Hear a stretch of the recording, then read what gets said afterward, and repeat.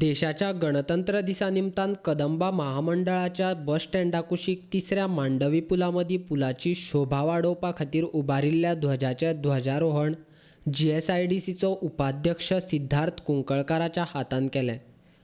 जीएसआयडीसीन बांदिल्ल्या ह्या पुलाचें उक्तावण आयतारा केंद्रीय मंत्री नितीन गडकरीच्या हातान जावपाचें आसा।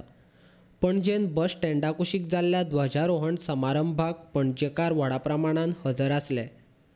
600 कोटी खर्च करून बांदिल्ल्या ह्या पुलाचो एक भाग मांडवी न्हंयच्या पुलाचो पुराय जाला।